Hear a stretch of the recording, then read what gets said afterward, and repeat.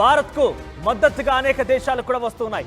ఈ నేపథ్యంలోనే ఎప్పుడు ఏం జరుగుతుందన్న ఒక భయాందోళనలో అటు పాకిస్తాన్ అల్లాడిపోతోంది, విలువిల్లాడుతోంది.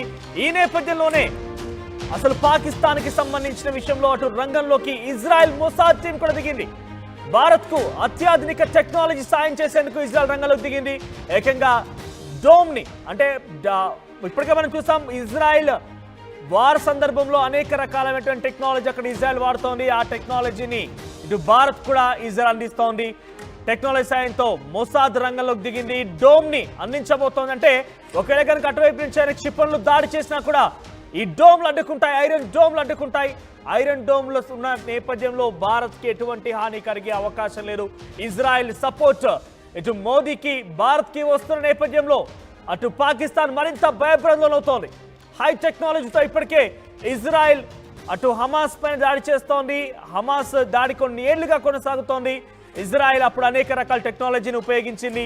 ఈ నేపథ్యం టెక్నాలజీని ఇప్పుడు భారత్కి సహకరిస్తూ భారత్కి కూడా అప్పగించబోతోంది. భారత్ పైన కూడా అనేక రకాలుగా ఇజ్రాయెల్ సపోర్ట్ కనిపిస్తోంది. సో ప్రజెంట్ మీరు చూస్తున్నటువంటి ఆ ఫోటోలు గతంలో ఇజ్రాయెల్ తో మోదీ పెట్టినటువంటి సందర్భంలోని ఫోటోలు అవన్నీ కూడా. సో ఇప్పుడు ఇజ్రాయెల్ ఐరన్ డోమ్లు అనేక రకాలైనటువంటి ఆయుధాలని భారత్కి సమకూరుస్తుంటే పాకిస్తాన్ ఇంకా విలువిల్లాడిపోతోంది. ఏ క్షణమైన 48 గంటల్లో దాడి జరిగే అవకాశం కనబడుతోంది. పాకిస్తాన్ని ప్రపంచ మ్యాప్లో రూపు రేపులు మార్చేటువంటి అవకాశం కనబడుతోంది. ఒకసారి అసలు మొసాద్ ఇలా పనిచేస్తోంది, ఇజ్రాయెల్ ఎటువంటి అస్త్రాలని ఇండియాకి సమకూరుస్తోంది, మరిన్ని అప్డేట్స్ సచిన్ అందిస్తారు.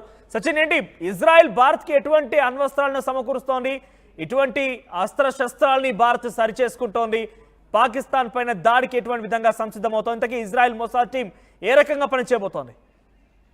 ఇంట్రెస్టింగ్ గా మొసాద్ కి సంబంధించి రంగంలోకి దిగిందంటే కనుక దాదాపుగా అవుననే మాట వినిపిస్తోంది. ఎందుకు నేను ఈ మాట అంటున్నానంటే కనుక ట్వీట్ చేయడం జరిగింది మొసాద్. వి సపోర్ట్ ఇండియా అని అర్థం వచ్చేలా మొసాద్ కి సంబంధించి ట్వీట్ చేసిన తర్వాత ప్రస్తుతం మొసాద్ కూడా మనకి అండగా నిలుస్తోంది అనే చర్చ జరుగుతుంటోంది.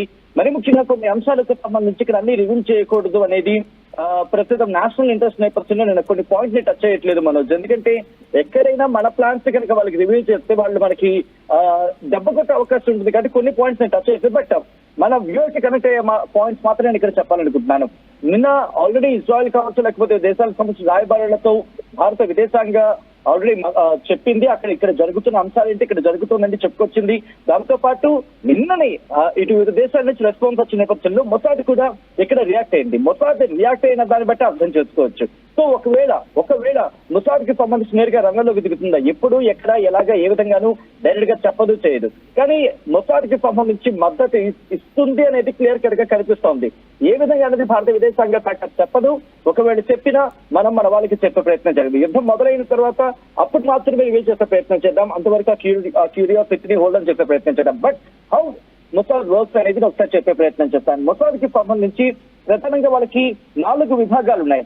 ఒక్కొక్క విభాగం ఒక్కొక్క అంశాన్ని పరిశీలిస్తూ ఉంటుంది. బట్ అంతకన్నా ముందు ఎప్పుడు ఫామ్ అయింది, ఎలా ఉంటుంది అనేది మనం టచ్ చేసే ప్రయత్నం చేద్దాం. ఇక్కడ మొసాద్ ఫామ్ అయింది 1949లో.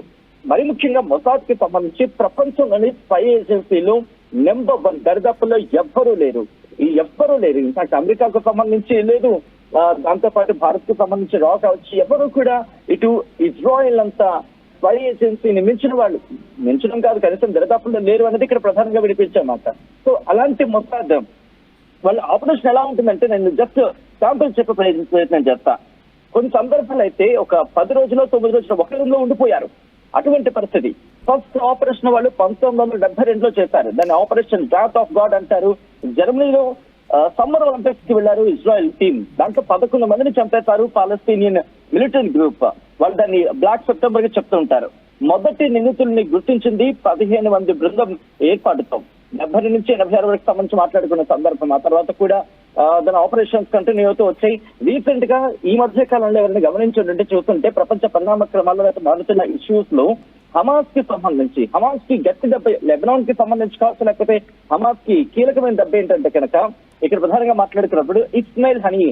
ఒక్కసారి ఇక్కడ నేను మెన్షన్ చేసే ప్రయత్నం చేస్తాను, డేట్స్ తో అయితే చెప్పే ప్రయత్నం చేస్తాను. ఇస్మాయిల్ హనియే అనే వ్యక్తి మరి ముఖ్యంగా హమాస్ కి సంబంధించి కీలక నేత, హిజ్బుల్లాకి సంబంధించి కూడా కీలక నేత. అటువంటి వ్యక్తిని ఏడాదిలోగా ఏ సంవత్సరం అయితే వాళ్ళ మీద దాడి ఏ టైంలో వాళ్ళ మీద దాడి చేస్తుందో అది ఏడాదిలోకి ఆ సంస్థకు సంబంధించిన కీలకమైన వ్యక్తి ఇరాన్ లో ఉన్న సందర్భంలో అక్కడికి వెళ్లి వాళ్ళకు కూడా తెలియకుండా ఖతం చేసి వచ్చేసింది మొసాద్ అనేది ప్రపంచవ్యాప్తంగా జరుగుతున్న చర్చ. కానీ ఇంట్రెస్టింగ్, ఎంతవరకు మొసాద్ నేను చేశానని చెప్పలేదు, కానీ అందరికీ తెలిసిన మాట, అందరిలో జరిగే చర్చ మొసాద్. అటువంటి మొసాద్, ఎందుకంటే ఇస్మాయిల్ హనియే ఎక్కడున్నా ఎవరికీ తెలియదు. ఎంత దారుణంగా ఉంటుందంటే వీళ్ళ ఆపరేషన్. ఇక్కడ విభాగానికి సంబంధించి చెప్తున్న క్రమంలో వ్యూఎస్ఏ ఎక్స్పెక్ట్ చేయొచ్చు, వ్యూఎస్ఏ వాళ్ళకి సంబంధించిన ఒపీనియన్ షేర్ చేయొచ్చు. ఇక్కడ 4 విభాగాలు ఉంటాయి వాళ్ళవి: జోమెట్, కేసరియా, కెషెట్, అలాగే మెత్సాదా. ఈ 4 విభాగాలు ఉంటాయి. ఈ 4 విభాగాలు కూడా ఎవరి పని వాళ్ళు చేసుకెళ్ళిపోతూ ఉంటారు. దీనిలో ప్రధాన విభాగం జోమెట్. జోమెట్ ఏం చేస్తుందంటే కనుక మొసాద్ లో అతి పెద్ద విభాగం జోమెట్ అనేది చెప్పుకోవాలి. వీళ్ళు ఏం చేస్తారంటే ఫారెన్స్ లో స్పై ఆఫీసర్స్ గా ఉంటారు. అంటే విదేశాలు గూఢచర్యలు చేస్తూ ఉంటారు వీళ్ళు. కత్పాస్ అని కూడా అంటూ ఉంటారు వీళ్ళని. వీళ్ళు ఏం చేస్తూ ఉంటారంటే స్థానికులతో ఉంటారు, అక్కడ లోకలైట్స్ ఎవరైతే ఉంటారో వాళ్ళకి వీళ్ళు చాలా సన్నిహితంగా ఉంటూ ఉంటారు. దాంతో ఎంత సన్నిహితంగా ఉంటారంటే కనుక మీరు నమ్మొచ్చు నమ్మకపోవచ్చు, బహుశా మన దేశంలో కూడా ఒక అత్యున్నత స్థాయి పదవుల్లో ఉన్న వాళ్ళ దగ్గర కూడా వీళ్ళు వెళ్ళుండొచ్చు. అటువంటి ఆ చోట కూడా వెళ్లి సమాచారం సేకరించడంలో కీలక పాత్ర పోషిస్తారు. ఇది మీకు నాకు కూడా తెలియదు. అటువంటి మొసాద్ లో కీలకమైన విభాగం జోమెట్. ఈ విభాగానికి సంబంధించి మాట్లాడుకున్న సందర్భం ఆ తర్వాత నెక్స్ట్ అడుగు పెడుతుంది కేసరియా అంటూ ఉంటారు వాళ్ళు. ఇది ఏం చెప్తుందంటే వీళ్ళకి వచ్చిన ఇన్ఫర్మేషన్ మీద పని చేసుకుంటూ పోతూ ఉంటుంది. ఆ తర్వాత అంటే జోమెట్ ఇచ్చిన ఆ ఇన్ఫర్మేషన్ బేస్ చేసుకుని విదేశాల్లో ఆపరేషన్స్ చేస్తుంది. దీని కింద మళ్ళీ ఇంకొక యూనిట్ ఉంటుంది, కిడోన్ అని చెప్పి. ఇదేం చేస్తుందంటే కనుక శత్రువుల్ని మట్టు పెట్టి అంటే అసైన్మెంట్ తో తన బృందాన్ని పనిచేసుకుంటూ వెళ్ళిపోతుంది. అంటే ఒక విభాగం కింద మళ్ళీ అనేక విభాగాలు ఉన్నాయి. ఒక మొసాద్ కి సంబంధించి మాట్లాడుకున్న సందర్భంలో ఈ 2 ఇలా చేసుకుంటూ పోయినప్పుడు నెక్స్ట్ వచ్చేది కెసెట్ ఏం చెప్తుందంటే ఇది ఎలక్ట్రానిక్ నిఘా విభాగం. ఆ మధ్య మీరు గమనించుంటే విదేశాల్లో ఒక్కసారిగా ఎలక్ట్రానిక్ గ్యాడ్జెట్ తప్ అని ఫెయిల్ అయ్యి, మరి ముఖ్యంగా ఇటు హెజ్బుల్లా లెబనాన్ కి సంబంధించి కావచ్చు, ఆ లెబనాన్ కి పైన ఉన్న మిగిలిన దేశాలకు సంబంధించి కావచ్చు, ఒక్కసారిగా మీకు గుర్తుంటే అవి వాకీ టాకీలో ఉంటూ ఉంటాయి. అటు వాటి పేరు నేను కరెక్ట్గా మర్చిపోయాను, బట్ అది ఒక్కసారిగా పేరిన సందర్భం ఎలక్ట్రానిక్ గ్యాడ్జెట్ కి సంబంధించి. సో ఇటువంటి నేపథ్యంలో దీని వెనకాల హస్తం కూడా మొసాద్ ఉందంటూ వినిపించిన తరుణంలో ఈ విభాగం గురించే ప్రత్యేకంగా చర్చ జరిగింది. ఆ విభాగం పేరే కెసెట్. ఇది ఎలా పనిచేస్తుందంటే శత్రు సమాచారానికి సంబంధించి వాళ్ళ ప్రసారం మీద నిఘా ఉంచుతుంది. అంటే ఎలా ఉంటుంది, వాళ్ళకి ఎక్కడి నుంచి ఇన్ఫర్మేషన్ వస్తుంది, ఎలా వెళ్తోంది, మరి వాటితో పాటు వాళ్ళకు వచ్చే ఇన్ఫర్మేషన్ ఎక్కడి నుంచి వస్తుంది, ఎంత వీళ్ళు గూఢచర్యం ఎంత గట్టిగా ఉంటుందంటే ఇక్కడ హెజ్బుల్లాకి సంబంధించి కీలకమైన నేతను లెబనాన్ లోకి వెళ్లి, ఎక్కడో ఉన్న వ్యక్తి లెబనాన్ కు వస్తున్నాడని చేసి లెబనాన్ లోకి వెళ్లి వాళ్ళ హెడ్ క్వార్టర్స్ లోకి వెళ్ళి ఆ హెడ్ క్వార్టర్స్ ని టార్గెట్ చేసి హెడ్ క్వార్టర్స్ ని లేపేసిన వేగంగా, అంటే ఎవ్వరికీ తెలియని సందర్భం. అటువంటి పరిస్థితి అక్కడ ఉంటుంది. సో సిరియాకి సంబంధించి కావచ్చు, దాంతో పాటు లెబనాన్ కి సంబంధించి కావచ్చు, టర్కీకి సంబంధించి కావచ్చు, వీళ్ళందరికీ వీడి సత్తా అంటే ఏంటో తెలుసు. ఇక్కడి నుంచి ఈ కెసెట్ అనే విభాగం ఏం చేస్తుందంటే కాల్ ట్రాప్లు కావచ్చు, లేకపోతే ఎలక్ట్రానిక్ గ్యాడ్జెట్స్ ని పూర్తిగా తమ స్వాధీనంలో తీసుకొని వచ్చే ఇన్ఫర్మేషన్ ని లాగేయడం కావచ్చు, లేకపోతే ఇన్ఫర్మేషన్ ని క్రాష్ చేసడం కావచ్చు, లేకపోతే ఇప్పుడు మరి ముఖ్యంగా టెక్నాలజికల్ యుద్ధం చేయాల్సిన పరిస్థితి ఉంది.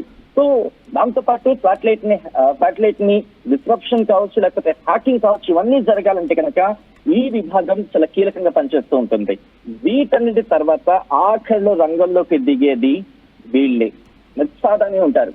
ఈ మెత్సాద్ అనేది రంగంలోకి దిగితే కనుక విదేశాల్లో విధ్వంసాన్ని సృష్టిస్తుంది. అది ఏ విధంగా ఉంటుందంటే కనీ విని ఎరగని.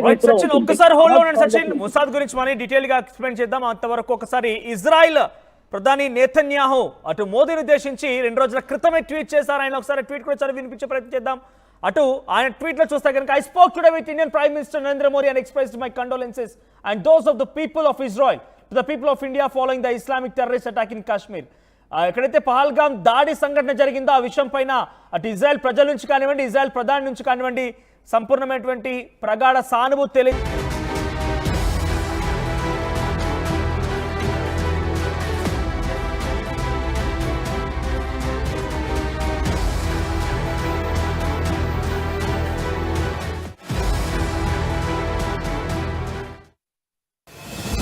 At KLH, we help you not only gain knowledge, but also experience it. KLH deemed to be university.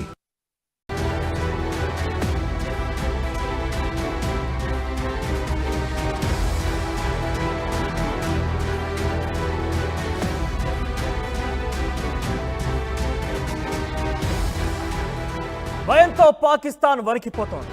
48 గంటల్లో పాకిస్తాన్ పైన చాలా పెద్ద ఎత్తున దాడి జరిగే అవకాశం ఉంది. భారత్ కు మద్దతుగా అనేక దేశాలు కూడా వస్తున్నాయి. ఈ నేపథ్యంలోనే ఎప్పుడు ఏం జరుగుతుందో